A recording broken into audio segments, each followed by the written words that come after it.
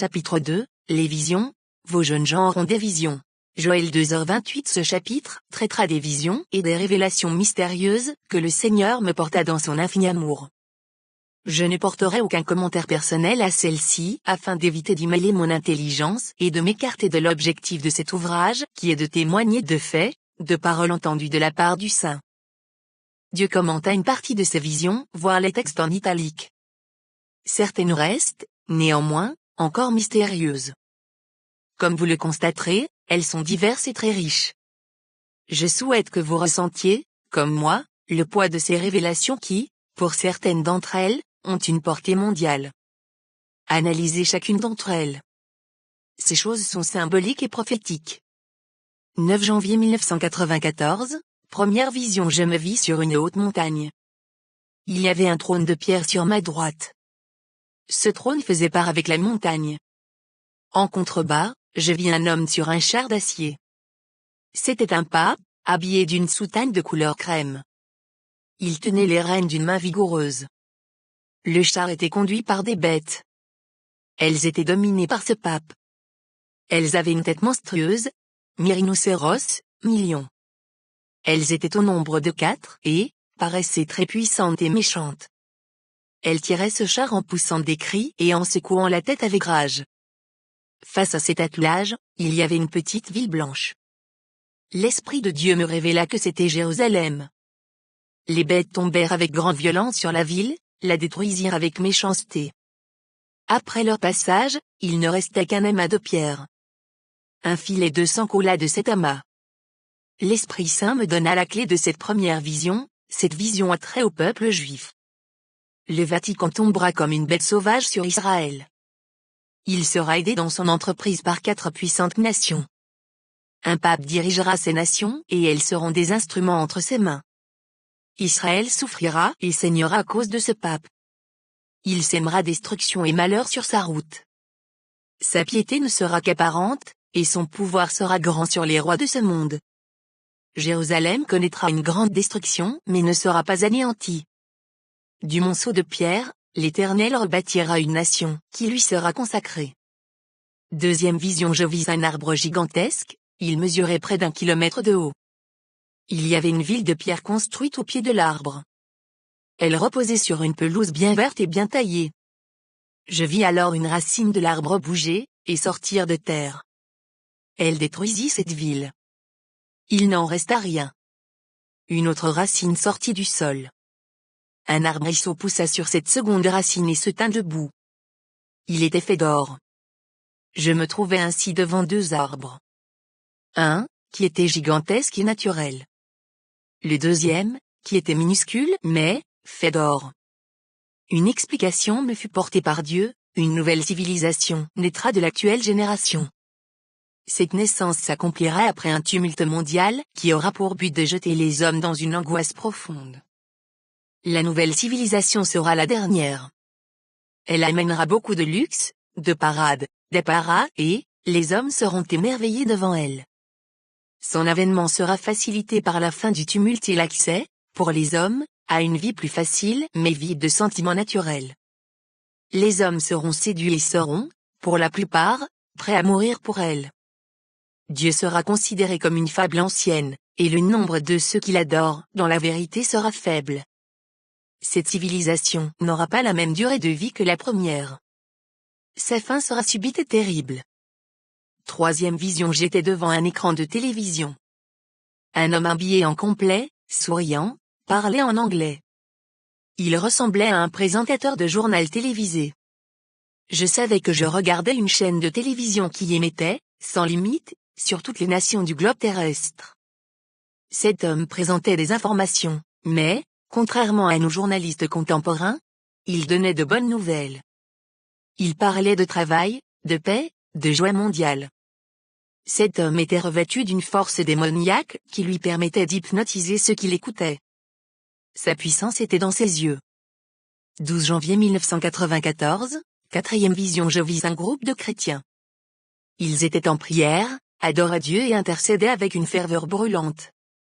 Brusquement, ils se transformèrent en pierre de feu. Elle avait une grande chaleur.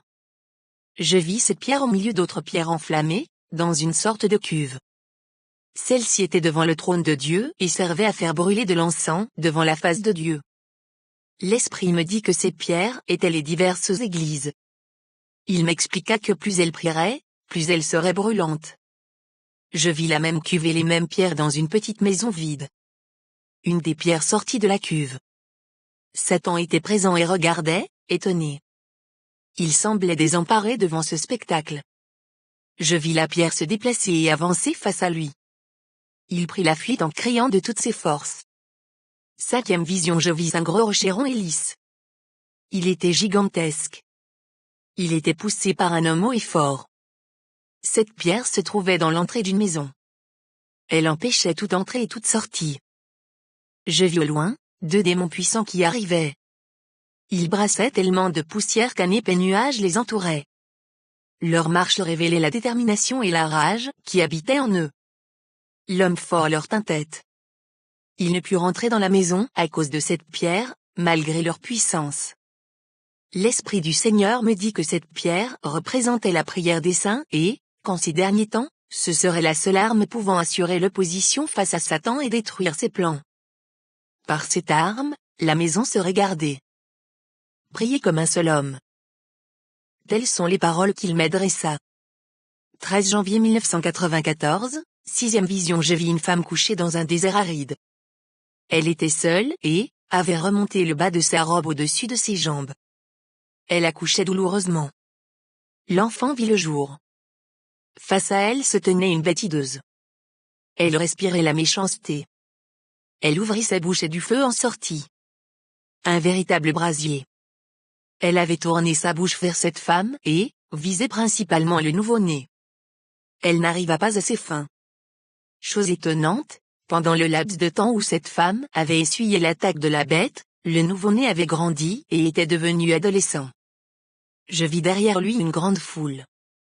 La bête, voyant son incapacité à tuer le rejeton, se tourna vers la foule et dirigea sur elle un grand brasier. Le Saint-Esprit m'adressa ces mots: les hommes non sanctifiés, qui ne sont pas debout, seront déchirés, brûlés, anéantis par ce brasier. Certains hommes seront tués, d'autres injuriés, battus pour le nom de Dieu. Il le permettra pour le témoignage. Des serviteurs du démon viendront et chercheront à détruire l'œuvre de Dieu. Mais quiconque cherchera à se lever contre la pierre sera brisé par elle. La Caraïbe connaîtra ce qui se passera sur cette île de la Martinique. Cette île sera le point de départ d'un réveil puissant et Dieu se tournera ensuite vers les Amériques. Chaque réveil fut précédé d'une grande opposition du diable. Du temps de Moïse, de Jésus, Dieu entendit les cris des bébés, mais cela porta le fruit. Le diable n'avait jamais pensé qu'un jour, Dieu agirait ainsi dans cette région de la terre. 14 janvier 1994. 7e vision. Je vis un terrain agricole. Il était immense et avait été soigneusement travaillé. De larges sillons avaient été faits de manière parallèle. On voyait que ce terrain avait été préparé avec amour et attention. Tout à coup, je vis ce terrain prendre feu. Je ne vis pas l'origine de ce feu. Je ne compris pas ce qui avait causé cet incendie, car il n'y avait aucune végétation sur ce terrain. Le feu consumait la terre avidement. 12 février 1994. 8e vision. L'Esprit me fit voir une femme. Elle avait la peau de la couleur du bronze, avait des cheveux d'or. Tout son corps brillait. Elle était couchée à terre. Elle était en train de mettre au monde un enfant. Son vagin était recouvert d'une sorte de pâte verdâtre. L'enfant sortit. Tout son corps était recouvert de la même souillure verte et, chose étrange, il était rattaché à sa mère par un cordon qui lui sortait du haut du crâne. J'entendis alors une voix. Elle me dit que cet enfant était le fruit d'une alliance entre une femme et un démon. À ce même moment, je vis cette femme, couchée sur un lit, recouverte d'un esprit, Satan. Ils étaient en train de forniquer. Le Saint-Esprit révèle ici la naissance de l'Antichrist, maudit vengeance, fruit d'une femme et du serpent. Cet être viendra par la volonté de son père, Satan. Dieu me dit que l'avènement du règne de cet être maudit était très proche, que les serviteurs du diable s'activaient à préparer son arrivée. Les plans sont déjà prêts à être appliqués au signal que donnera Satan. Ces choses sont gardées secrètes au peuple de ce monde, qui sont manipulés par ces serviteurs des ténèbres. Ce prince est déjà là. Attendant le signal de son père, il se tient dans le silence recevant l'instruction de ses maîtres. Avant de monter sur le trône, il doit être instruit dans tous les mystères de son père et devenir maître dans l'art du pouvoir, de la manipulation, de la séduction, de la magie. Cet enseignement lui est actuellement donné par de grandes puissances démoniaques, des esprits supérieurs. L'Esprit de Dieu me dit que cet être avait une très grande intimité avec tous les démons et que depuis sa naissance, il manifestait des capacités naturelles qui équivalaient au pouvoir que les plus grands sorciers accumulaient après toute une vie de service à Satan. L'Esprit appuya sur le fait que cet être sera d'une très grande puissance, que depuis les temps anciens jusqu'au temps de la révélation de Jésus, nul homme n'aura une telle puissance démoniaque et un tel pouvoir de séduction sur ses semblables. Satan fait chair. Malheur à la génération qui se soumettra à son règne, elle aura la même fin que ce roi. 9e vision. Je vis un bâtiment de forme circulaire. Il portait sur le toit différents drapeaux. Il était fait de verre, et ressemblait à nos constructions modernes. Devant ce bâtiment, il y avait un jardin très beau, très agréable. Il semblait que c'était un bâtiment officiel. L'esprit me montra l'intérieur de l'édifice. Je vis un trône au milieu d'une salle circulaire. Il était de couleur blanche. Un homme était assis sur ce trône. Son visage reflétait une assurance et une arrogance. Il semblait véritablement apprécier sa position. Derrière lui, se tenait un pape qui était revêtu d'une soutane de couleur rouge vif. Il semblait avoir une très grande complicité avec ce roi. En effet, à certains moments, il lui chuchotait des mots à l'oreille. Le roi lui répondait par des sourires et des signes de la tête. Ils étaient entourés d'une très grande foule de rois, de reines, de chefs d'État. Certains d'entre eux étaient même agenouillés devant lui. Cette foule le regardait avec un respect mêlé de crainte. Je vis ce roi faire des discours, dans un parfait silence de l'auditoire. Des traités, des alliances furent signés. Il n'y avait aucune discussion ni protestation de la part de la foule. Son pouvoir était total. L'esprit de prophétie me dit que cet édifice était celui des Nations Unies, que ce roi était l'Antichrist. Il tiendra tous les rois de cette terre dans sa main et ceux-ci seront ses sujets. Ils se soumettront volontairement à son pouvoir. L'Antichrist sera soutenu dans son règne par un serviteur de Satan revêtu de puissance, un pape, chef religieux qui confessera des paroles de séduction et manifestera par sa main de puissants miracles par la puissance pure de Satan. Ce pape amènera une foule nombreuse après lui. Ces deux êtres seront remplis, entourés de la présence de leur Père et Maître. L'Esprit me porta une révélation importante, le peuple du témoignage de l'agneau de Dieu, Jésus-Christ, connaîtra de grandes douleurs et souffrira des flèches enflammées de Satan.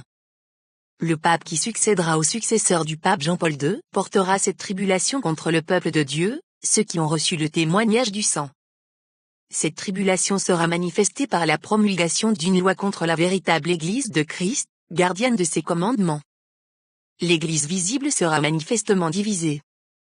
D'une part seront ceux qui accepteront de collaborer et de se compromettre.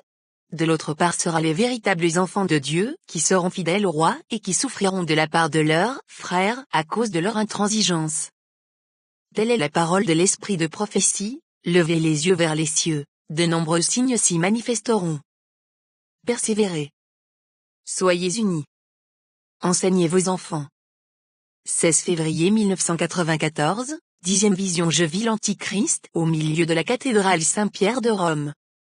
Elle était remplie de monde. Il y avait dans ce lieu, un luxe que je n'avais jamais vu auparavant. Une grande réception était faite en l'honneur de l'élu de Satan, l'Antichrist. Il était assis sur le siège du pape. Un siège travaillé avec art, recouvert d'un fin tissu de velours rouge. 7 couleurs dominaient dans ce lieu. Je vis alors, le pape s'approcher de lui. Il se mit à genoux, baissa la tête et lui remit sa crosse argentée. Ce moment était solennel. Les télévisions du monde entier étaient présentes.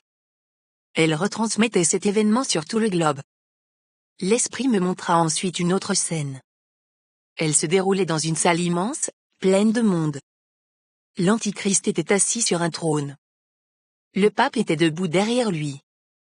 Des hommes et des femmes s'approchèrent de lui, un à un.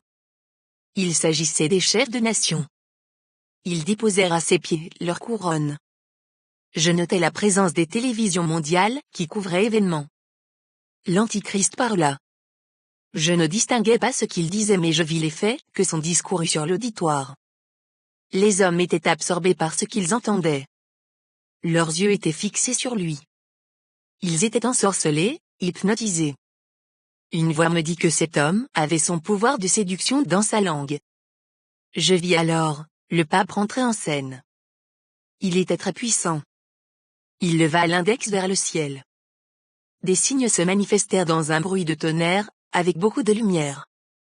Je le vis approcher de personnes mortes, il pointa sur elles son index, elles se réveillèrent. Il accomplit encore de grands miracles. Il éveillait la crainte des hommes et l'adoration aussi. Une chose me frappa, la présence de la télévision à chacune de ses prestations. 11e vision. L'Esprit de l'Éternel me montra plusieurs sceaux. Certains de ces sceaux étaient ouverts, d'autres pas. Un chérubin se tenait debout sur la terre. Il tenait une coupe dans sa main droite. Il la renversa sur le sol. Je vis alors une mer immense, agitée. Le ciel était gris, voire noir. Un vent violent soufflait. Cette mer était composée de 2 grandes vagues qui se faisaient face. Elles ne se touchaient pas. Entre elles, il y avait un espace minuscule, de la largeur d'un fil. Une voix se fit entendre des cieux et dit que ces 2 vagues représentaient d'un côté, l'Esprit de Dieu, et de l'autre côté, l'Esprit de l'Antichrist. Elle ajouta que la vague du Saint-Esprit était celle de la dernière génération, du dernier déferlement de puissance de la part de Dieu. Cette vague portera de grands miracles, de nombreuses conversions, un renouveau dans le cœur du peuple de Dieu. L'Esprit de Dieu aura une telle présence sur les saints que cela sera comparable au temps de la Pentecôte. La voix dit de même, que cet espace minuscule représentait l'enlèvement de l'Église de Christ, les saints de Dieu, car il n'y aurait rien de commun entre ce qui est saint et ce qui est souillé. 23 février 94, 12e vision. Je vis l'île de la Martinique. Elle était remplie de cercueils. Ils étaient faits de bois verni. Ils étaient si serrés qu'il n'y avait pas une place pour mettre un pied. Toute l'île de la Martinique était revêtue de cercueils fermés. Je vis alors un homme, revêtu d'une robe blanche, qui était debout en train de regarder ce spectacle. Il tenait dans sa main gauche un marteau. De son autre main, il tenait un burin. L'Esprit de Dieu me dit que cet homme représentait l'Église et, qu'avec ses outils, il avait la capacité d'ouvrir ces cercueils et de ressusciter les hommes qui s'y trouvaient. Je vis une haute montagne. Elle était située au nord de l'île. Dans cette montagne il y avait une caverne. Un cavalier sortit brusquement de cette caverne. Il montait un cheval noir harnaché pour le combat. Cet animal portait une longue crinière rouge, ses sabots et sa queue étaient de même rouge. Son harnachement était noir, orné de multiples pierres précieuses rouges. Le cavalier était lui-même revêtu d'un habit noir, ténébreux. Il tenait dans sa main une épée. Il avait le visage d'un mort, il n'y avait aucune couleur de vie sur ce visage. Il reflétait la mort. Cet homme portait un anneau à son doigt. Cet anneau représentait des serpents entrelacés les uns aux autres. L'Esprit me dit que cet anneau était sur cette île depuis des principautés anciennes jusqu'à celle d'aujourd'hui et, que ce cavalier obéissait à Satan. Le cavalier galopait rapidement, avec détermination. Il semblait connaître son but. Je vis des hommes, des femmes et des enfants devant lui. Il les faucha avec violence sur son passage. Il tombait lourdement au sol, dans un bruit sourd. Mes oreilles furent remplies des cris de ses victimes. Leur membre inférieur était coupé au niveau du genou, coupé par cette épée. Le cavalier ne manquait pas sa cible. Le sang coulait à flots et rendait la terre rouge. Cet homme coupait sans relâche la base du soutien des hommes, des femmes et des enfants. Aucun d'eux n'échappa. Je vis alors les mêmes cercueils ouverts. Ces hommes et ces femmes tombaient dans ces cercueils dès qu'ils étaient touchés par l'épée. Le couvercle se refermait sur eux d'un bruit sec. J'entendis les cris qu'ils faisaient monter devant Dieu avant d'expirer. « Seigneur, pourquoi ne nous as-tu pas avertis ? Oh Dieu, pourquoi ne nous as-tu pas avertis ?» Ce spectacle était horrible et déchirait le cœur. L'homme au marteau restait immobile et regardait ce spectacle épouvantable. Son visage ne reflétait aucun émoi. Il était sans réaction. 17 avril 94, 13e vision. L'Esprit me montra une ville d'Israël. Il faisait jour. Le soleil brillait. Il y avait un événement particulier qui avait attiré la population dans les rues. Je vis Jésus portant une lourde croix. Il était entouré d'une grande foule et était escorté de 4 soldats. La foule criait, vociférait et narguait le Fils de Dieu. Il recevait leurs crachats et leurs injures sans lever les yeux du sol. Il y avançait en silence.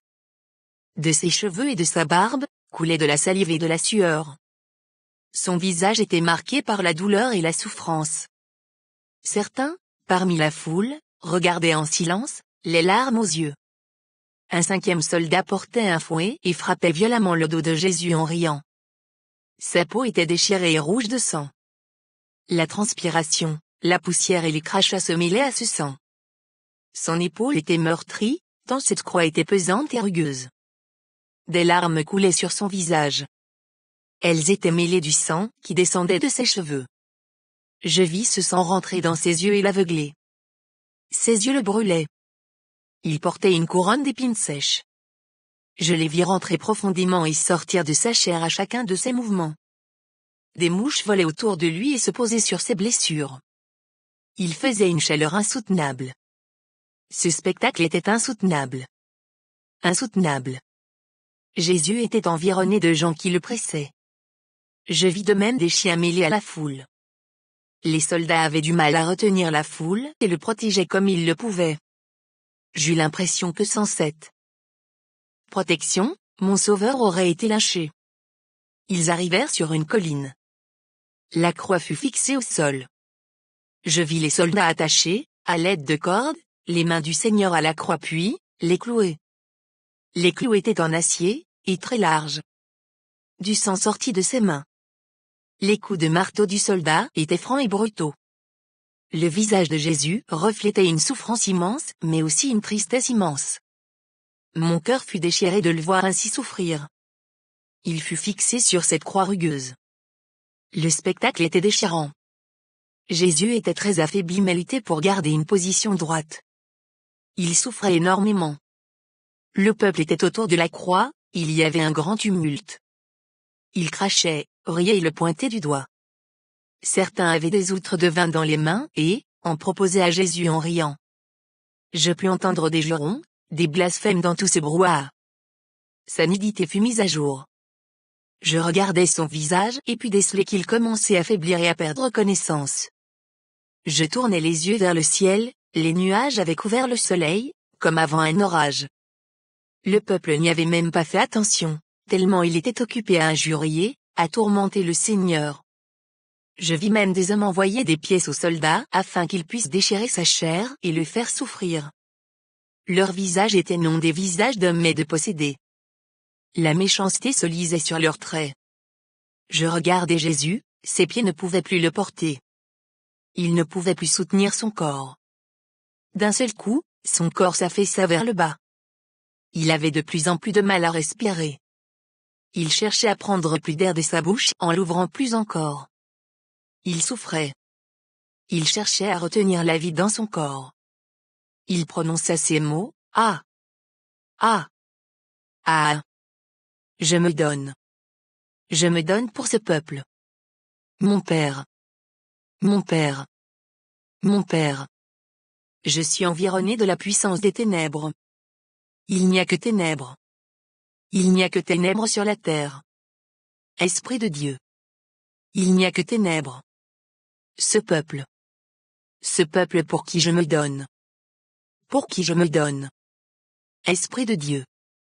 Il avait de plus en plus de mal à lutter. La vie s'en allait peu à peu de son corps. Son esprit s'en allait de ce corps, peu à peu. Peu à peu. Il semblait sans vie. Je vis un soldat rentrer sa lance profondément dans ses côtes. Ce peuple était sous la direction de l'esprit de l'ennemi. Devant lui, je vis le temple de Jérusalem. L'ange de l'Éternel s'y tenait, entre le lieu saint et le lieu très saint. Il était debout rempli de force et de puissance. C'est le seul ange que je vis. Dans sa main, il tenait une épée scintillante. Le soleil s'obscurcit. Il n'y prenait point garde. Ils n'y firent même pas attention, tant ils étaient dirigés, tant la rage était dans leur cœur pour injurier, cracher sur le Fils de Dieu. Je vis Satan pénétrer dans le temple saint de Dieu. Il voulait s'opposer à cet ange qui représentait la présence de Dieu dans ce lieu et qui avait pour mission de déchirer les voiles séparant le lieu saint du lieu très saint. Satan avait sa face remplie d'un sentiment de victoire. Il exultait. Il s'opposa à lui. Le combat était terrible. Satan n'eut jamais le dessus. L'Éternel fit descendre son esprit dans le temple de Dieu. Satan fut repoussé. Je vis l'esprit de Jésus s'en aller de son corps. Il eut une forte secousse à ce moment. Tout son corps se raidit puis retomba sans vie, pendu par les bras. Il mourut. Ce spectacle était affreux. Un corps sans vie, nu, souillé, pendant un bois comme un trophée macabre. Mon cœur fut pris d'une forte angoisse. Mes oreilles me firent mal, les cris de la foule me déchiraient presque les tympans. Je sentis la douleur de Jésus dans mon corps. C'était insupportable. Jésus a véritablement souffert, il mourut dans des conditions insupportables, inhumaines. J'entendis le tonnerre gronder. La foule se tut. Un grand silence se fit alors. Je vis les disciples. Ils pleuraient en se déchirant les vêtements et en se roulant par terre. Marie, la mère de Jésus était là, pleurant, souffrant dans ses entrailles au pied de la croix. Elle était désolée. Elle semblait complètement perdue. Son cœur de mère souffrait. Je vis l'esprit de Jésus planer au-dessus de la croix. Il regardait ces âmes qui pleuraient. Je reconnus Jean, Lazare parmi eux. Le spectacle était déchirant. Les soldats ne savaient plus quoi faire. Ils semblaient saisis. La lance était restée accrochée entre le côte du Seigneur. Elle pendait dans le vide. Les soldats ne savent plus quoi faire. Le peuple ne savait plus que dire. Un silence lourd pesait sur Jérusalem. Le voile du temple se déchira par la main de l'ange, dans un bruit sec. L'Esprit de Dieu remplit ce temple à un point tel, que les hommes durent en sortir. Les ténèbres couvraient Jérusalem. Les ténèbres sur Jérusalem. À ce moment, je vis l'Esprit de Jésus se présenter devant le trône de Dieu. Il était libéré. Il portait dans ses mains une sorte de caisse, de coffre qu'il déposa au pied du trône. L'Esprit me dit que cette caisse représentait le péché du monde. Une voix se mit alors à crier, « Oh morte, réjouis-toi. Tressaille d'allégresse, car il a pris ton péché. Il a pris ton péché, il l'a déposé au pied de son Père. » Les anges se réjouissaient. Le royaume de Dieu était rempli de chants et de rires. La joie régnait. Les musiques montaient devant le trône de l'Éternel. Je vis le lac de verre. Des anges qui dansaient, qui dansaient, qui dansaient. Les prophètes se réjouissaient car la prophétie s'était accomplie. Il avait accompli sa mission, il a pris nos péchés. L'Esprit de Dieu me montra la croix. 2 soldats étaient en train de déclouer le corps de Jésus. Les clous avaient été tellement enfoncés qu'ils avaient du mal à les retirer. Lorsqu'ils parvenaient à les enlever, ils ressortaient avec des lambeaux de chair. Avec des lambeaux de chair fraîche. Je pus voir de grosses gouttes de sueur perlèrent sur leur front.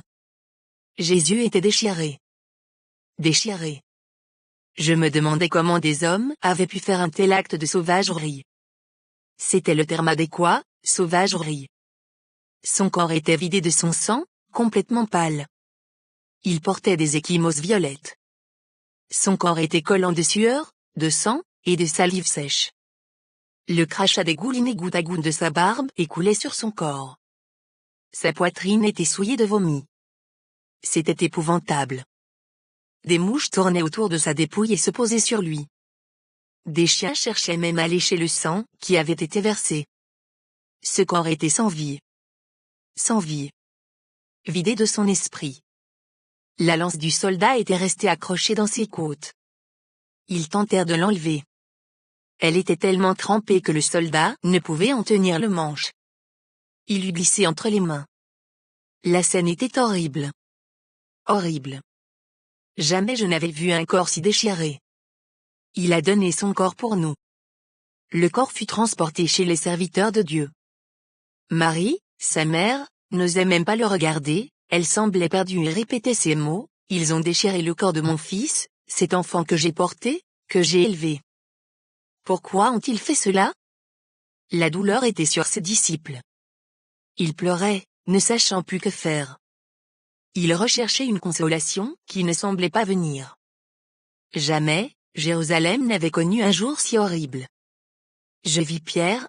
Il allait et revenait en larmes. Il ne comprenait pas, « Pardonne-moi, pardonne-moi », tels sont ces mots, « Pardonne-moi ». Ses larmes coulaient sur le corps de son sauveur.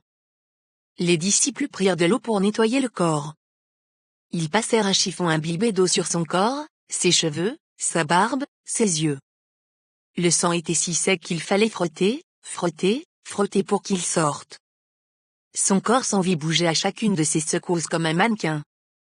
Ses blessures étaient encore ouvertes et ils en coulaient encore du sang avec une sorte de liquide transparent. Le moment était poignant. Les disciples n'osaient même pas regarder la dépouille de leur Seigneur. Ils fermaient les yeux en le nettoyant. Ils se demandaient où ils entendraient encore des paroles de réconfort, si Jérusalem connaîtrait encore un tel prophète, un tel Seigneur. Le corps fut parfumé. Parfumé de la tête aux pieds.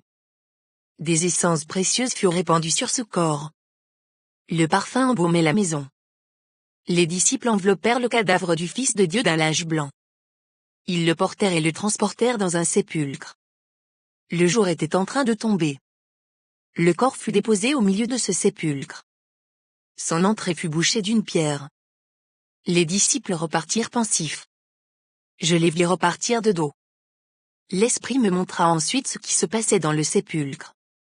Il faisait noir, je ne distinguais rien. Tout à coup, il fut rempli d'une lumière blanche. La lumière de Dieu éclairait l'intérieur du sépulcre. Cette scène était merveilleuse et glorieuse. Des anges de Dieu se tenaient à côté de la dépouille. Ils étaient calmes et discutaient entre eux. Ils semblaient attendre quelque chose. Plus un bruit ne se fit entendre, pas même le bruit d'un oiseau. L'Esprit de Dieu descendit, peu à peu, il descendit sur le corps. Comme un manteau, il descendit, peu à peu.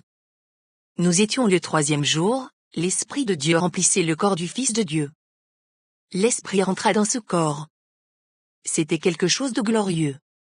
Le corps glorifié était recouvert de la lumière puissante du Saint-Esprit. J'étais le témoin de la résurrection de Jésus. Glorieux. Le sépulcre tremblait de toutes parts. La gloire de l'Éternel était rentrée dans ce sépulcre. Il y avait 2 soldats en faction devant l'énorme rocher qui rendait clos le sépulcre, ils ne savaient plus que faire, ils ne comprenaient rien de ce qui se passait. La terre tremblait. Leur visage était rempli de crainte. L'ange de Dieu, celui qui avait déchiré le voile du temple, dirigea son épée contre la pierre du sépulcre. Elle trembla et fut brisée. Jésus sortit du sépulcre en avançant d'un pas calme. Il était habillé d'une robe blanc écarlate qui était plus blanche que blanc. Je vis ses blessures, elles étaient noircies et cicatrisées. Son visage était rempli de grâce et de paix, il ne reflétait aucune rancune ni esprit de vengeance, simplement un profond amour. Il était glorieux. Complètement revêtu du Saint-Esprit, il était resplendissant. Ressuscité. Il est ressuscité. Revêtu de l'Esprit de Dieu. Je vis mon Seigneur, mon amour, ressuscité et glorifié. Alléluia pour l'éternité. Infinie grâce de Dieu envers tous les hommes, Jésus-Christ est mort pour nos péchés et ressuscité pour la gloire éternelle. Crois en lui, tu auras la vie éternelle. Moi je suis la résurrection et la vie. Celui qui croit en moi encore qu'il soit mort, vivra et quiconque vit et croit en moi ne mourra point, à jamais. Jean 11h25-26 L'Esprit de Dieu me donna ensuite des paroles à adresser à mes frères, les voici retranscrites de manière fidèle, ô, mon peuple. Reçois cette vision de Dieu. Je suis ressuscité. Je suis ressuscité. Je suis ressuscité et je demeure. Je demeure car je suis esprit. L'Esprit de Dieu m'a revêtu. L'Esprit de Dieu m'a rempli et je me suis relevé. Je me suis relevé. Et je siège à la droite de mon Père. À la droite de mon Père. À la droite de mon Père. Ces choses sont véritables. Ce fardeau a été porté aux pieds de mon Père. C'est moi-même qui l'ai porté. C'est moi-même qui l'ai porté. C'est moi seul qui l'ai porté. J'ai porté ton péché. J'ai porté ton péché. Je me suis donné pour toi. Ce corps a connu la souffrance. Pierre ardente, je te laisse cette souffrance. Pierre ardente, je te laisse cette gloire et je te laisse la vision qui a été portée en ce jour. Je te la laisse. Ce corps a connu, ce corps a vu. Ce corps a vu. Ce corps a vu. Il est mort, il est ressuscité. Ce n'est pas une fable. Ce n'est pas une fable. Peuple de Dieu. Vous êtes serviteurs de Dieu, vous bénéficiez de la gloire de Dieu par ce corps qui siège à la droite du Père. Je connais chacune de vos pensées. Je vous visite, je visite vos cœurs. Je visite vos cœurs et mon esprit me fait connaître celui et celle qui recherche ma gloire. Mon fils, ma fille, je te connais. Je t'ai visité. Dans la tristesse de ton cœur, dans la tristesse de ta solitude, j'ai entendu tes cris. J'ai entendu tes cris. Je sauverai ce pays. Je sauverai ce pays. Et je me cherche une maison. De même que ce sépulcre. Soyez le sépulcre de Dieu. De même que ce sépulcre, qui a rayonné de la lumière de Dieu. Soyez la lumière de Dieu. Maison de Dieu, sois le sépulcre de Dieu et je demeurerai au sein de la maison. Mais il est une maison. Il est une maison qui ne laisse point l'Esprit de Dieu pénétrer. Cette maison ouvre sa bouche et dit, je suis de Dieu, j'ai reçu de Dieu car je suis l'Esprit de Dieu, car j'ai reçu le témoignage de la parole de Dieu. Israël a reçu le témoignage de la parole depuis des générations, et je me suis tourné vers le peuple des gentils, vers le peuple païen afin qu'il bénéficie de cette bénédiction. Maison de Dieu. Les paroles t'est laissée. Ne dis pas que Dieu a trop donné ou que Dieu a trop parlé. Le Seigneur a encore tant à dire, il a encore tant à dire.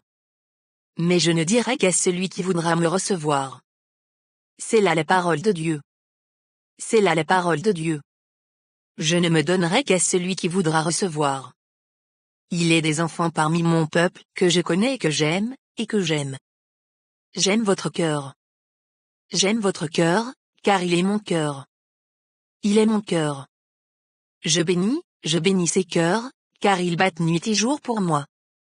Ils battent nuit et jour pour moi, mais le cœur qui ne bat pas pour moi, le cœur qui est partagé, comment veut-il que Dieu lui donne encore?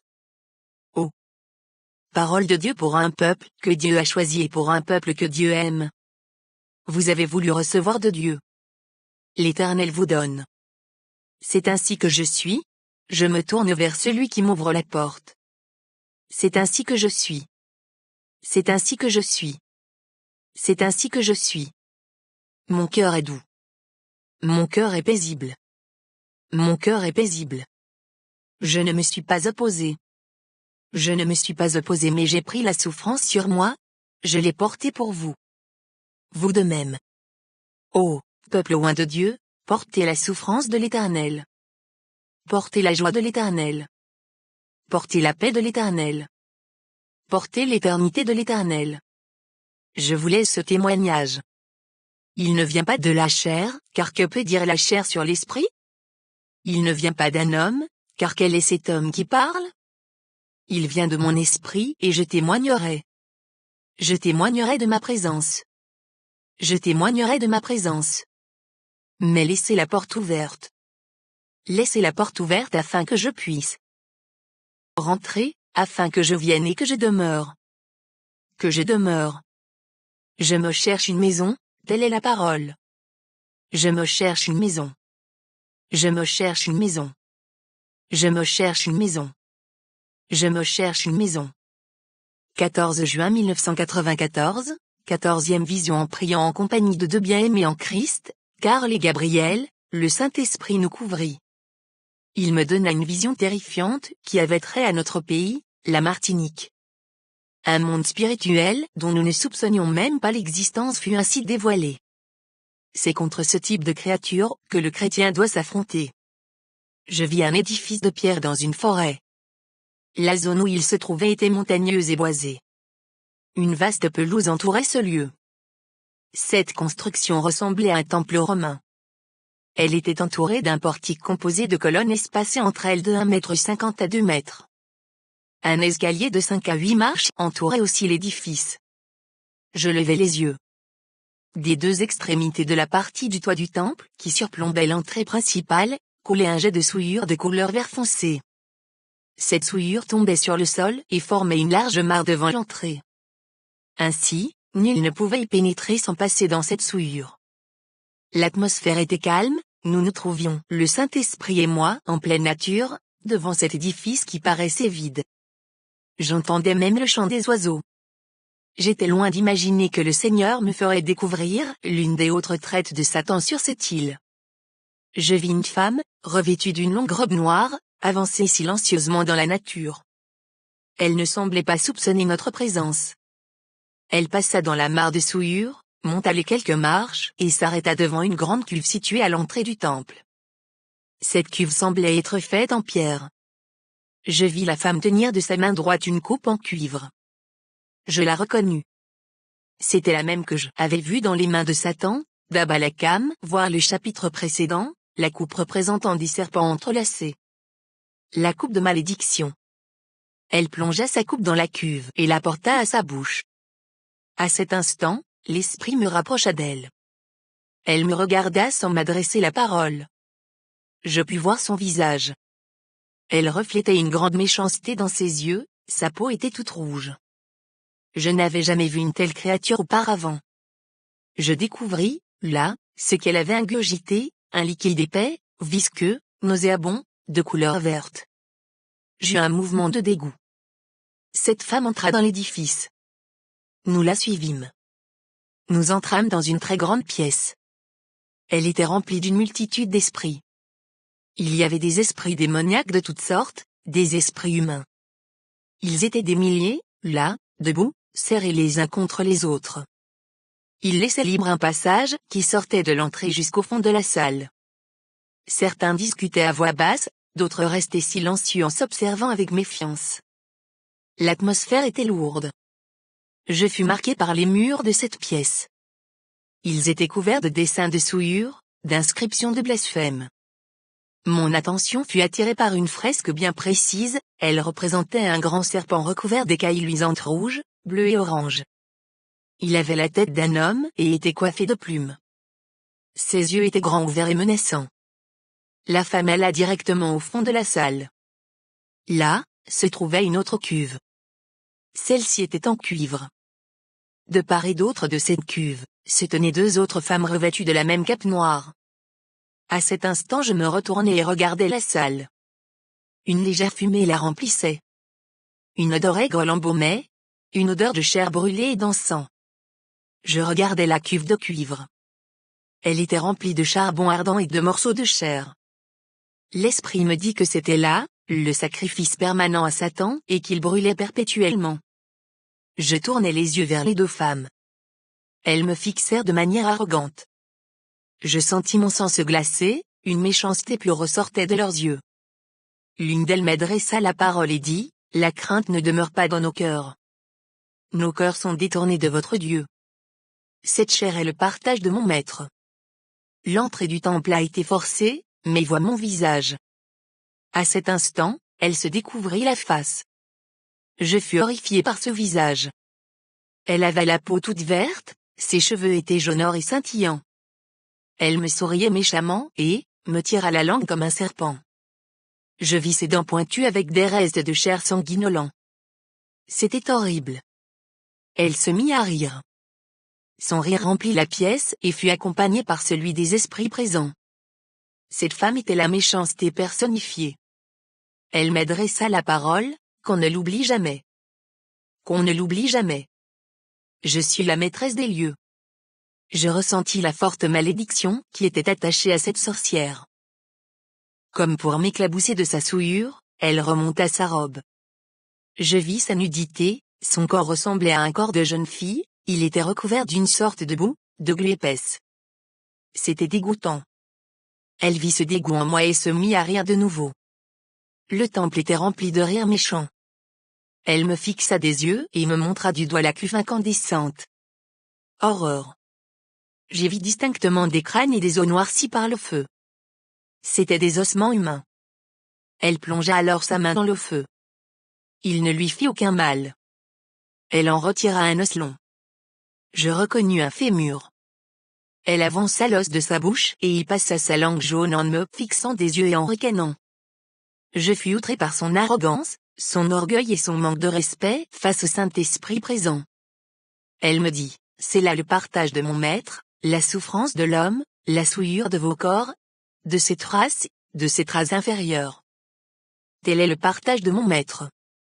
Je me délecte de votre souffrance, de votre plaisir sensuel. Il en est parmi ton peuple, ce peuple de Dieu, qui se délecte avec mon Dieu sans même le savoir. Sa compagne, qui jusque-là n'avait rien dit, sourit et secoua la tête en disant, « Quelle est la vanité de ton cœur à suivre un tel Dieu ?» Elle se mit à blasphémer, à injurier le nom de l'Éternel, de Jésus-Christ et du Saint-Esprit. Elle reprit, « Tu peux voir ces choses, tu peux témoigner de ces choses. Mais sache que si le peuple ne brise pas ses chaînes, si ceux et celles qui sont parmi vous ne rejettent les liens qui les attachent à ce temple, alors ce témoignage que tu porteras sera pour eux une folie. Je m'aiderai des démons au jour où tu porteras ce témoignage. Ils boucheront les oreilles de ceux et celles qui m'appartiennent afin qu'ils n'écoutent point, qu'ils n'entendent point, afin qu'ils ne soient point libérés car c'est là ma pâture. C'est là ma pâture, votre souillure. » Cette femme parlait avec assurance. Elle connaissait ses forces parmi le peuple de Dieu. Ceci concourut à me remplir de tristesse. Le Saint-Esprit m'incita à regarder à ses pieds, elle était entourée d'une multitude de petits démons qui tenaient le bas de sa robe. Ils étaient en train de gesticuler, de tourner la tête vers son visage. Ils me firent penser à une marmaille entourant la mère du foyer. Mon attention fut retenue par certains de ces démons, ils avaient des oreilles effilées, des yeux jaunes et étaient recouverts de poils très durs, tels des hérissons. J'eus l'impression que si j'avais approché ma main de ces poils, elle se serait transpercée. Ils brillaient à cause d'une sorte de glu transparente les recouvrant. Ils me regardaient en ricanant méchamment. Je fus frappé par la ressemblance de ces démons aux personnages créés par le réalisateur américain Steven Spielberg, les Gremlins. Ils étaient identiques. C'est ici une occasion de vous mettre en garde contre certains films ou dessins animés inspirés par Satan lui-même, qui présentent sans peur et rendent sympathique la face de démons aux hommes incrédules de notre temps. Ne laissez pas vos enfants seuls devant la télévision. Ne les laissez pas choisir les programmes sans votre avis et en votre absence. Cherchez le cœur du Saint-Esprit avant de regarder, quoi que ce soit au cinéma ou à la télévision. Je n'adopterai pas une attitude extrémiste en vous disant de vendre ou de détruire vos postes de télévision et les salles de cinéma, car c'est un merveilleux moyen d'information, d'ouverture sur les cultures du monde. Mais, comme toute chose, apprenons à utiliser ce moyen avec sagesse et équilibre. Nous n'allons pas détruire nos voitures à cause du danger qu'elles représentent sur les routes, nous allons plutôt appliquer le code de la route. Nous n'allons pas détruire nos appareils Hi-Fi à cause de la musique subliminale, nous allons plutôt choisir ce que nous écoutons. Équilibre et sagesse en toutes choses. Nous avons un merveilleux allié dans la personne du Saint-Esprit. Écoutons-le. Le Saint-Esprit m'a révélé que beaucoup sont possédés à cause de ces films. À ce sujet, je pourrais citer l'expérience d'une sœur en Christ qui fut délivrée d'esprits impurs. Lors de cette délivrance, un démon portant le nom d'un héros de dessin animé Cosmoca, diffusé à cette époque par le Club Dorothée, émission télévisée française pour les enfants, se manifesta. Il nous résista en criant que tous les réalisateurs de dessins animés étaient sous la domination de Lucifer, que le but de ces produits était de posséder les enfants, de mettre en eux la peur de la mort, le pouvoir du mal, l'adhésion à la doctrine niant l'existence de Jésus-Christ. Son œuvre était aussi d'imprimer dans leurs pensées certains mots comme puissance, éternelle puissance, puissance de la violence, immortalité. Il se vanta d'être tout-puissant et livra le nom d'autres démons agissant dans le domaine des bandes. Cosmoca, Montbras, Gobo, Chora, Musclor, Starlion, Ulysse. Il nous parla de son action dans la vie de cette sœur. Il avait réussi à mettre en elle un sentiment de peur, de crainte de la fin du monde, de doute sur la Bible, de peur de la nuit et du personnage principal du dessin animé Cosmoca, l'Éternel vivant. Il parla aussi de l'action de Satan par le biais des jeux électroniques, des jeux de rôle. Il fut chassé au nom du Seigneur Jésus. Cette sœur est aujourd'hui délivrée et épanouie dans le Seigneur. Alléluia. Je ne citerai que certains films comme E.T., Gremlin, Le Retour du Jedi, Alien, S.O. S Fantôme, V. Certains dessins animés comme Les Chevaliers du Zodiaque, Dragon Ball, Dark Crystal, Ulysse 31 et bien d'autres sont, pour la plupart, diffusés sur nos écrans de télévision et font de ces êtres spirituels méchants des créatures sympathiques sauvant le monde du mal. À noter de même les jeux électroniques, vidéos qui donnent aux joueurs de pénétrer dans un monde fantastique où ils combattent des forces mauvaises grâce à des pouvoirs magiques. Ces choses sont diaboliques et sont le fruit du prince de la séduction cherchant à soumettre les hommes à son influence. Vigilance de même sur l'actuelle mode des dinosaures qui, comme par enchantement, a un succès explosif grâce au film Jurassic Park de Steven Spielberg. Satan cherche par ce biais à mettre au cœur des enfants la thèse darwinienne de l'évolution des espèces, véritable inspiration diabolique. Chrétiens, veillez sur vous et vos enfants. Attention aux jouets, aux jeux vidéo, aux vêtements, aux programmes télévisés que vous laissez entrer dans votre maison. Demandez au Saint-Esprit de vous permettre de discerner ce qui n'est pas de lui et de vous aider à purifier votre foyer de ses influences. Prenons garde car le diable cherche à rendre sympathique à nos cœurs ses armées et ses thèses. Sa principale cible est la jeunesse de notre planète, car elle sera la génération qui verra l'avènement de l'Antichrist. L'Esprit de Dieu me l'a confirmé, certains connaîtront ce qui a été décrit dans le film. Des démons rentreront en relation avec des enfants, des hommes. Sous une apparence sympathique, en cachant leur véritable origine, ils leur parleront, les manipuleront et les détruiront. Certains hommes auront une attirance insoutenable vers la télévision et les jeux vidéo au point que leurs âmes seront englouties par des puissances qui les domineront. Le monde rentrera dans un chaos spirituel tel que des apparitions se feront, des hommes seront visités par des pseudo-extraterrestres qui leur révéleront des mystères. Le diable découvrira petit à petit son voile. Nous voyons déjà ces choses. Gardons-nous de la séduction du prince de ce monde. À cet instant le Saint-Esprit fit quelque chose de merveilleux, il m'enveloppa complètement. J'étais dans une boule de feu, de lumière, complètement isolée de l'environnement répugnant dans lequel j'étais. Je voyais ces démons à travers cette enveloppe de lumière blanche. Chose merveilleuse, un nom s'imprimait sous l'image que mon œil fixait. Dieu me livrait le nom de ces esprits immondes. Alléluia. Je tournai ainsi les yeux vers la première femme que nous avions rencontrée devant la porte du temple. Son nom m'apparut, Andor. L'esprit me révéla son champ d'activité, elle agissait comme agent de publicité de Satan. Elle louait le caractère de son maître en répandant des paroles de séduction dans le cœur des enfants de Dieu, des enfants du monde. Elle glorifiait Satan chaque fois qu'un homme, qu'une femme était possédée, chaque fois qu'un enfant de Dieu était attaché à ses liens et refusait de s'en détacher. Elle était tenue au courant de l'activité des chrétiens dans les moindres détails, non par une quelconque omniscience qu'elle n'avait pas, mais par ses divers agents lui rapportant les actions secrètes ou publiques des enfants de Dieu. Le peuple de Dieu est sous haute surveillance.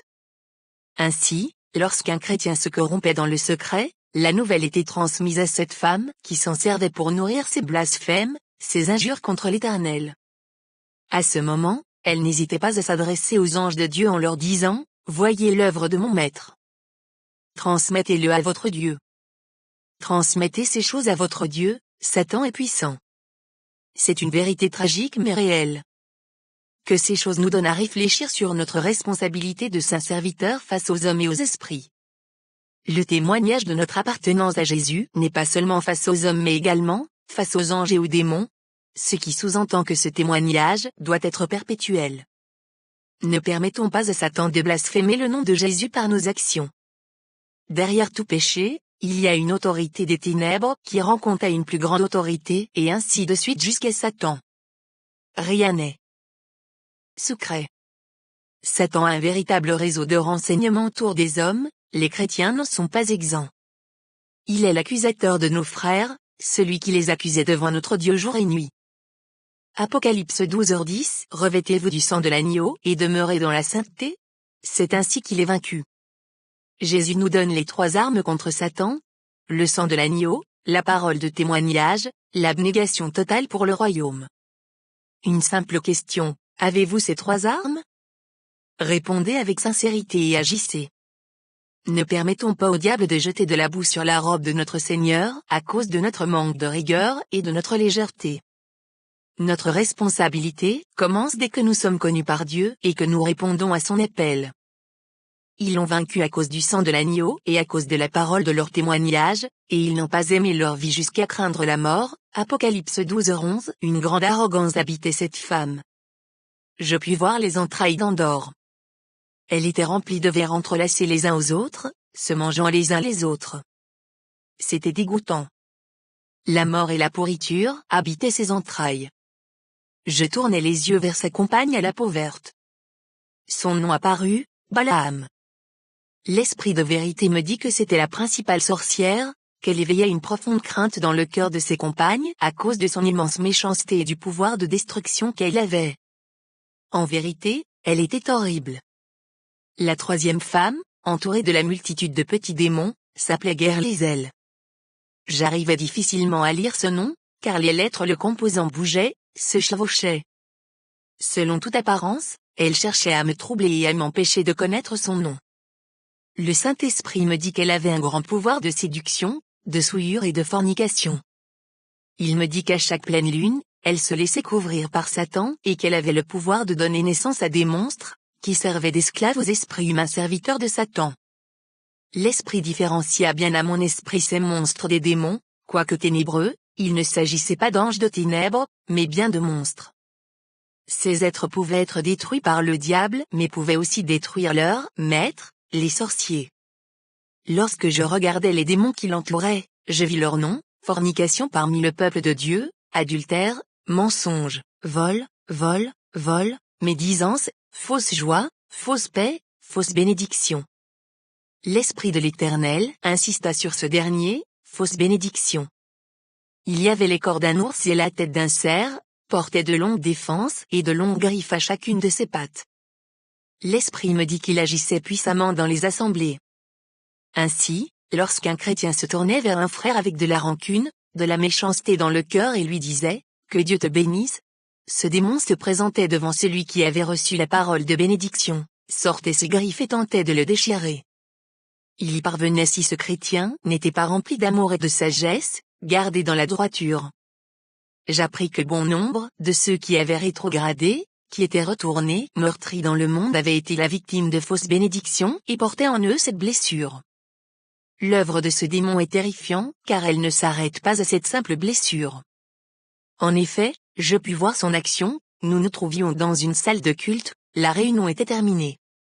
Je vis un homme se tourner vers un autre et le bénir en souriant. L'esprit me montra une grande rancune dans son cœur. Je vis le démon arriver. Il leva la patte et d'un coup sec, déchira l'âme du deuxième homme. Je pus voir distinctement 5 entailles sur la poitrine de cet homme. À ce moment, je vis une multitude de petits démons qui accouraient et qui s'engouffrèrent par les 5 entailles en riant. Telle est l'œuvre de ce démon.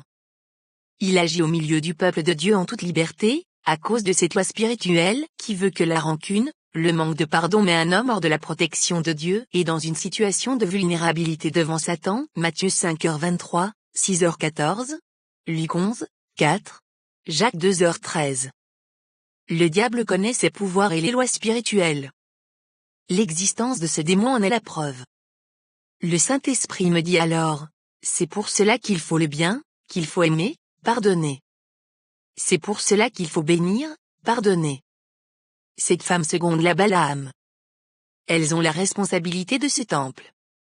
Ce temple a été construit à la gloire de Satan, il y a des années, des années. C'est pour cela que notre camp est si malade, si malade. C'est pour cela que le diable séduit beaucoup. Le Seigneur de cette île. Les pasteurs n'ont pas été fidèles. Les faux prophètes ont parlé, les faux docteurs ont parlé, la méchanceté a parlé dans les temples. Ce temple est sur l'île de la Martinique. Ce temple est spirituel, dans le monde des esprits. Ce temple est sur une montagne remplie d'arbres, une montagne verte. Aucun homme n'a jamais pénétré dans cette forêt. Ceux qui ont essayé d'y pénétrer ne sont jamais retournés. Ces choses sont véritables. Choses de l'esprit de vérité.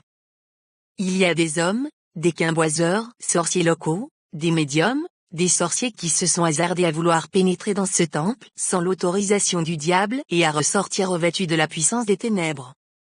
Même ces serviteurs de Satan, le diable n'a pas permis qu'ils puissent retourner. Ce temple se trouve au sein d'une montagne de la Martinique. Cette montagne, aucun homme n'a jamais pu la fouler des pieds. Même les serviteurs de l'État, qui ont la responsabilité d'arpenter les forêts de la Martinique, aucun d'eux n'a jamais pu pénétrer dans cette forêt. Ceux qui ont pu y pénétrer en sont sortis avec une confusion mentale. Certains ont atterri à Colson, hôpital psychiatrique de Martinique, d'autres sont tombés dans l'alcoolisme, d'autres sont tombés dans une sorte de trouble mental. Plusieurs de ces hommes sont rentrés dans cette montagne, plusieurs ont pénétré dans cette montagne, plusieurs sont ressortis remplis de démons. On n'a jamais pu les délivrer, jamais pu les délivrer. C'est un mystère que l'Éternel révèle à son peuple. Ce temple est véritable. Cette montagne est véritable. Elle fait partie des 4 pitons, chaînes de montagnes du nord de l'île. Ces pitons ont une voie directe avec le cratère du volcan, la montagne Pelée. Il y a un passage reliant ce temple à la montagne Pelée. C'est diabolique. Des hommes, des sorciers, des médiums de cette île se vouent au diable et aux démons. Par le quimbois, magie noire, et par toutes ces choses, ils vont sacrifier aux idoles des bêtes sur la montagne Pelée. Les démons sortent de ce temple sur les pitons du Carbet, passent par ce souterrain.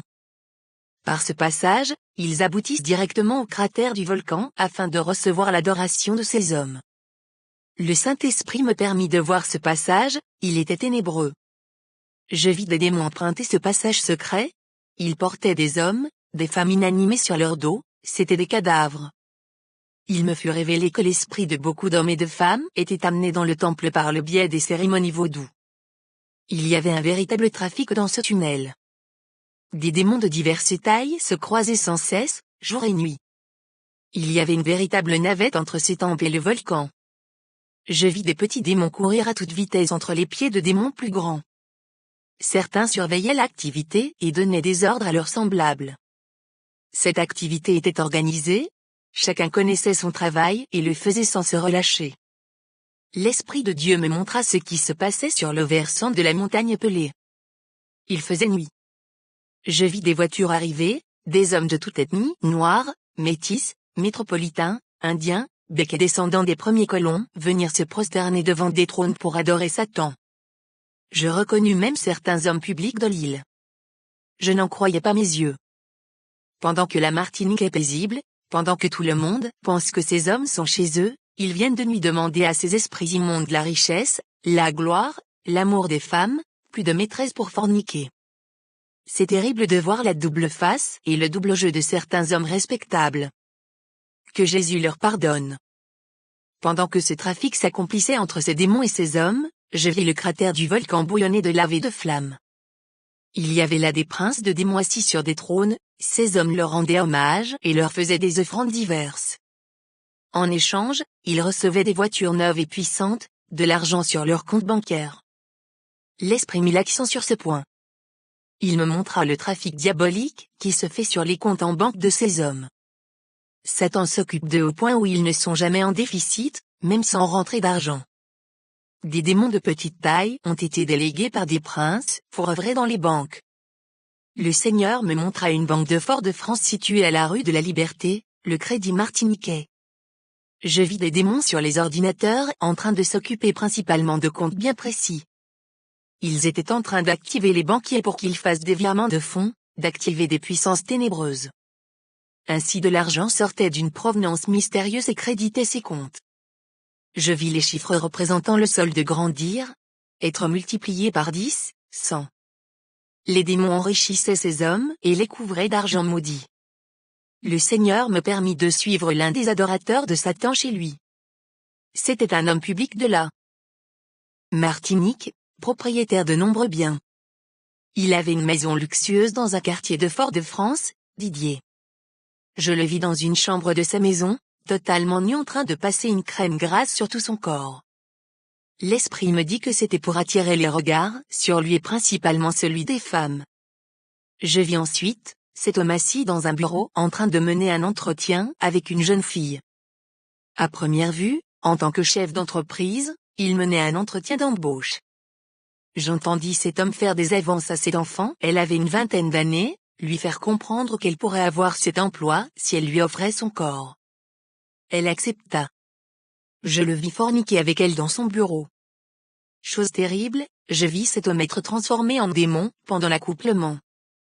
Le démon qui dominait cet homme couchait avec cet enfant sorti à peine de l'adolescence. Elle lui obéissait sans résistance. Le Saint-Esprit m'apprit que bon nombre de jeunes filles et de jeunes gens étaient ainsi possédés de cette manière sans le comprendre, lors de la recherche d'un emploi. Des choses abjectes sont faites derrière les façades des entreprises. La jeunesse est manipulée et souillée par des serviteurs de Satan qui ne respectent rien. Aux chrétiens qui recherchent un emploi, je recommande la vigilance et la prière. Recherchez la face de Dieu avant tout entretien, toute décision. Il me dit qu'il n'y avait pas un seul homme ayant le pouvoir sur cette île, qui ne soit sous la domination et la malédiction du diable. Je vis cet homme souiller cette fille avec joie en la méprisant dans son cœur. Je le suivis parmi la population. Il était d'un aspect respectable, rien ne pouvait laisser penser qu'il était serviteur du diable. Je le vis à l'église catholique le dimanche, en train d'allumer pieusement des cierges, de prier les idoles afin de tromper les hommes. L'Esprit me dit, ces hommes haïssent les chrétiens. Ces serviteurs de Satan ont en horreur les chrétiens. Ils ont en horreur les prières des chrétiens. En horreur. En horreur. En horreur. C'est pour cela que l'opposition est si grande dans les églises. C'est pour cela que les démons sont déchaînés dans les églises, si déchaînés. L'Esprit me ramena dans le temple. Je me retrouvais dans la bulle de lumière. Nous avançâmes dans la première pièce. Je regardais autour de moi, les esprits présents me regardaient avec crainte. Leur arrogance du début s'était effacée. Le consolateur me dit que ces esprits servaient Satan jour et nuit. Il devait alimenter le feu de la cuve et faire monter des cantiques pour lui pour que le temple soit rempli de cette odeur de mort et de chair. L'Esprit me montra la première cuve, devant l'entrée. Il me dit qu'elle représentait les âmes qui ont été vendues à Satan par les sorciers. Ces âmes ont été vendues par des pactes de sang.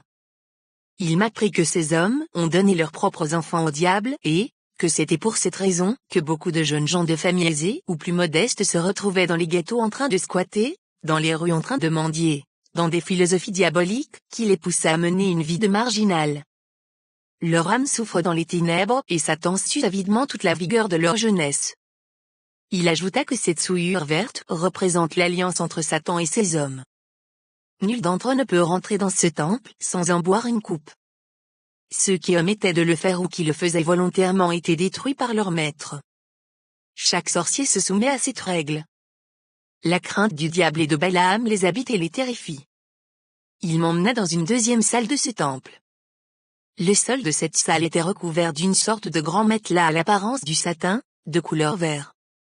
Je fus surpris de voir des esprits d'hommes, de femmes, de démons couchés sur ce matelas en train de forniquer. Une grande orgie. C'était dégoûtant. Tout autour de ce matelas, il y avait des démons qui semblaient monter la garde. Ils portaient des épaulettes qui étaient rattachées à une ceinture par deux bandes qui se croisaient sur leur poitrine. Leur aspect était horrible. Ils avaient une tête de porc avec deux défenses. Certains avaient des défenses, à l'apparence de l'ivoire jaune, qui s'entrecroisaient. Je fus surpris, car, comme les petits démons de la première salle, il ressemblait à un héros de série américaine que j'avais eu l'occasion de voir à la télévision et portait le même nom, Alf. J'étais sidéré. Satan n'avait pas hésité à donner ouvertement un démon spectacle devant nos enfants, à faire passer un esprit immonde pour un être sympathique. Dans le scénario de la série, il incarnait un extraterrestre sympathique, échoué sur la Terre, qui avait été recueilli par une famille américaine, à lui faire se moquer de Dieu sous son véritable nom. Ces monstres étaient recouverts de poils soyeux et avaient le corps d'un chien. Ils se tenaient debout sur leurs pattes arrière. Dans leurs mains, ils tenaient un fouet. Ils s'en servaient pour pousser les esprits à tomber plus profondément dans la souillure et dans la fornication. Je tournai les yeux vers les esprits. Mon regard croisa celui d'un esprit humain, son regard brillait. Il m'implora de lui venir en aide, de descendre vers lui pour le tirer de cette souillure. Malgré sa plainte, il continuait de forniquer. Je fus rempli d'un sentiment de dégoût. béni soit Dieu qui m'avait protégé de ces choses en me plaçant dans cette boule de lumière. Le spectacle était abject. Des démons s'accouplaient avec des esprits d'hommes, des esprits humains s'accouplaient entre eux, des esprits s'accouplaient avec des démons. Cette pièce était remplie de leurs cris, de leurs vociférations, des claquements de fouet. Croyez-le, Satan est une souillure personnifiée. Ses esclaves sont à son image. Que le sang de Jésus soit sur votre pensée. L'Esprit me dit, c'est pour cela que ce pays est tellement ancré dans la fornication. C'est pour cela que ce pays est ainsi dans la fornication. Ce temple est un lieu de jouissance connu dans le monde spirituel, sur l'île de la Martinique. Ce temple est un lieu de jouissance, de souillure. C'est là le temple de Satan sur cette île. Je tournai les yeux vers ce matelas. À ce moment, je me rendis compte qu'il bougeait. Je fixai mon attention et découvris qu'il était sur de l'autel un matelas pneumatique. Cette espèce d'orgie s'accomplissait sur un grand nénuphar vert à la surface d'un liquide. Il y avait une bête dans l'eau, elle brassait le liquide. L'Esprit de Dieu me la montra. C'était une pieuvre. Il me dit, c'est elle qui détient cette île. C'est elle qui détient cette île. Elle était gigantesque. Elle avait des tentacules. Celle-ci avait de multiples ventouses. Ces mêmes ventouses avaient une sorte d'épine à leur milieu. L'Esprit m'expliqua que c'était par cette épine que sortait son venin, que chaque fois qu'elle tenait un homme, elle lui marquait l'âme d'un symbole. Je vis ce symbole, je ne pourrais vous le décrire mais à coup sûr je le reconnaîtrais si je le voyais. Il me fut expliqué que cette marque restait à vie sauf lorsque le sang de l'agneau la recouvrait, c'était la seule chose qui pouvait l'enlever. Gloire à l'agneau. L'Esprit me montra les familles de la Martinique et principalement les pères de famille. Je vis cette marque sur une majorité de familles. Comprenez l'ampleur de la malédiction qui touche les familles de ce pays, elle passe des pères aux fils, de génération en génération. Cette bête agit dans les profondeurs de la structure familiale depuis des siècles. C'est pour cette raison que nous voyons des fils qui réitèrent les péchés de leur père de manière naturelle. Chrétiens, priez pour les cellules familiales des Antilles. Dieu veut guérir les familles et les retirer de cette malédiction par la puissance du sang de Jésus. Père et mère de famille, donnez votre vie à Jésus et remettez votre famille entre les mains de Dieu en lui demandant de briser cette malédiction ancestrale. Réclamez le sang de l'agneau, car Satan en a horreur. Apocalypse 12:11. Dieu restaurera votre foyer et le délivrera de tous liens ancestraux. Ce signe est sur les âmes de tous ceux qui ont connu d'une manière ou d'une autre la fornication ou qui ont eu un aïeul ayant béni dans ce péché abject. 1 Corinthiens 6h15. L'Esprit du Seigneur affirma que très peu de familles de la Martinique n'avaient pas ce signe. Je regardais la pieuvre. Elle avait la capacité de changer de couleur, avait plusieurs têtes et une multitude d'yeux sur chacune de ses têtes. De ses tentacules, elle bougeait l'eau et le matelas.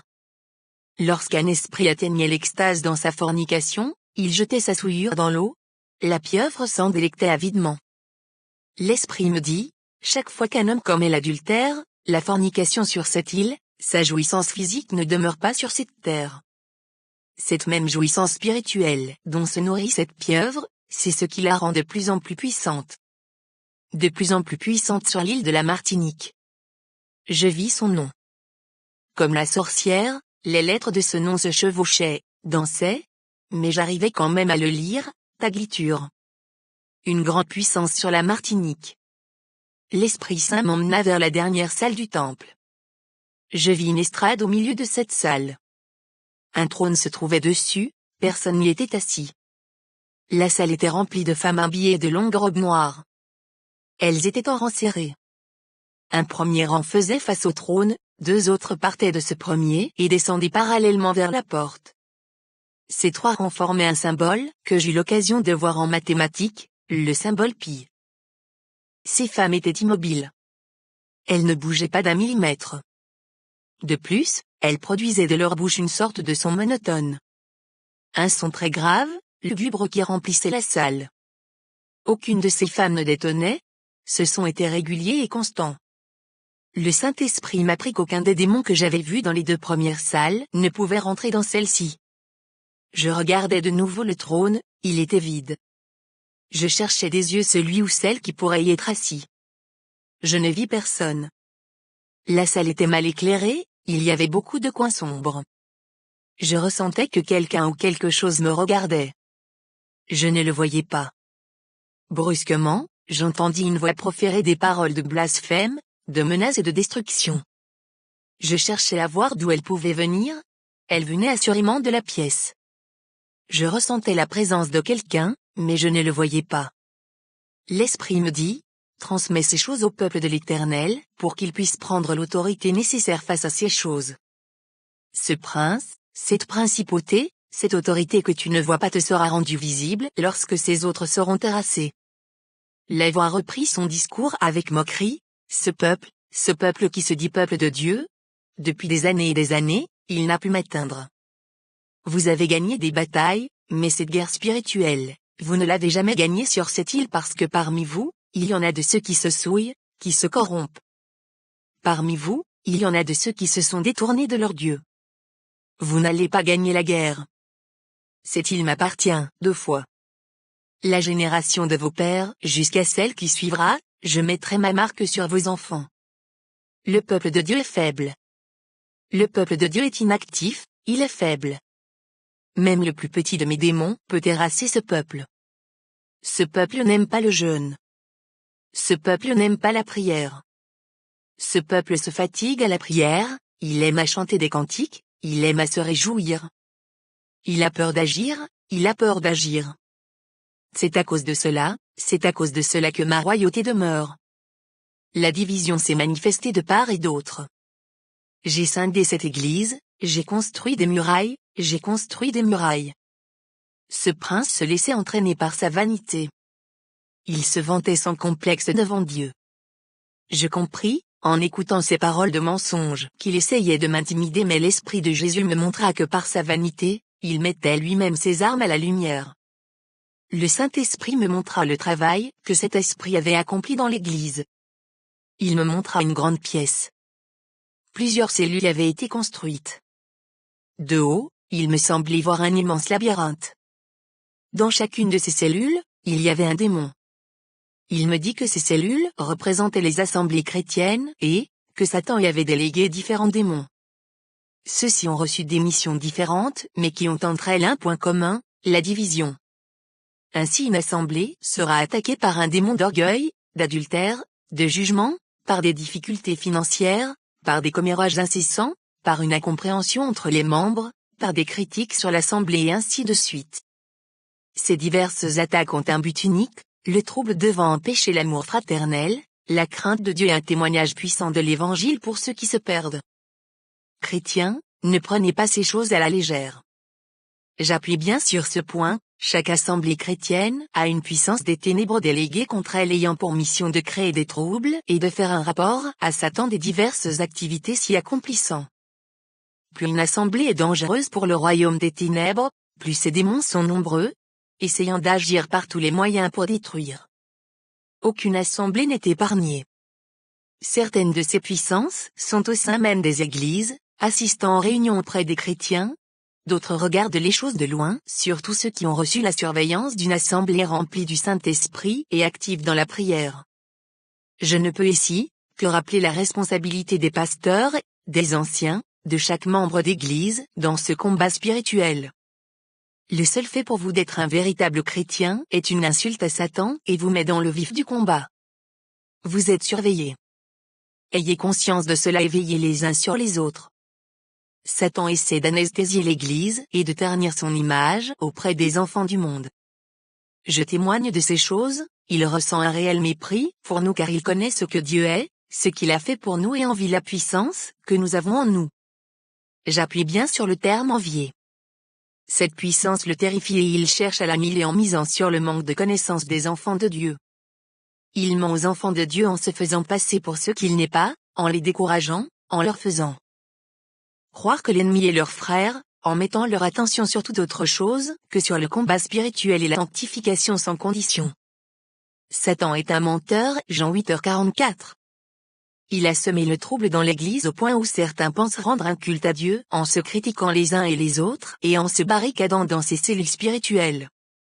Église, Réveille-toi et reconnais ton véritable ennemi. L'Esprit Saint me parla alors du fait que Satan chercherait à nous nuire, mes deux frères et moi, et à nous empêcher de divulguer ce que nous avions reçu. Il nous adressa ces mots: portez le peuple. Portez le peuple dans l'humilité. Soyez des hommes faits. Soyez des outres afin de porter de l'eau vive, afin de la déverser sur vos frères et vos sœurs. Portez l'amour, n'ayez point honte de porter cet amour auprès de vos frères et sœurs, car ils sont fatigués. Avertissez-les, ce travail sera difficile, on vous haïra à cause de cela. Beaucoup ne comprendront point cette révélation, se tourneront vers vous afin de vous traiter de fous, ils vous regarderont comme des illuminés. Je révèle ces choses car je vous aime. Je dirigerai des hommes et des femmes vers ma maison. Vous serez revêtus de moi. Ne refusez pas ces choses.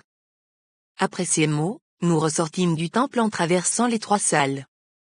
Je revis ces choses au travers de la bulle de lumière, elle resta au-dessus du temple, comme pour me laisser le scruter une dernière fois puis, s'éleva dans les cieux. Nous restâmes abasourdis face à cette révélation, n'arrivant pas à croire que de telles choses peuvent exister sur notre île aux fleurs, la Martinique. Nous obéîmes et, le lendemain même, le peuple de Dieu eut connaissance de ces choses. Les réactions furent telles que l'Esprit l'avait dit: partagez. Les attaques ne se firent pas attendre, je reçus à plusieurs reprises la visite de cette femme, Balaam, qui tentait de m'attaquer durant mon sommeil. Elle ne put que s'enfuir devant l'autorité du sang de Jésus. Alléluia. Des chrétiens, outragés par ce témoignage, prirent même la décision d'en parler à leur pasteur afin qu'une décision soit prise contre nous et que de telles choses ne soient pas transmises aux chrétiens. Nous fûmes traités de diaboliques, de serviteurs de Satan. Je compris, face à ces choses, l'importance du pouvoir que le diable avait sur certains hommes dans l'Église. Mon cœur fut ému de compassion pour ces hommes, que j'aime mais également rempli de joie, car le merveilleux Saint-Esprit nous avait avertis et avait su nous garder. Croyez-moi, ces choses sont véritables. Acceptez-les ou refusez-les, mais ne tombez pas dans le piège de meubler votre temps de bavardage inutile. Mettez votre force dans quelque chose de plus utile pour le royaume de Dieu. Que vous l'acceptiez ou non, Satan a une activité ancestrale sur la Martinique, la Caraïbe et le monde. Ce temple est le lieu de rencontre de beaucoup de serviteurs du mal. Ces choses sont spirituelles et des esprits humains rendent hommage à Satan dans ce lieu, y sacrifient au prince des ténèbres. C'est un lieu renommé dans le monde des ténèbres. Ces choses sont réelles et se déroulent sur les pitons du Carbet. Résistez. Combattez. Attaquez. Prenez ces forteresses avec l'autorité que Jésus-Christ nous a donnée à la condition d'être en règle avec Dieu. Le combat spirituel n'est pas sans danger ni sans répercussion. Soyez forts. Le diable a peur de la force qui est en vous. Personne ne peut entrer dans la maison d'un homme fort et piller ses biens, sans avoir auparavant lié cet homme fort. Alors il pillera sa maison. Marc 3h27, l'Esprit sonde tout, même les profondeurs de Dieu, 1 Corinthiens 2h10,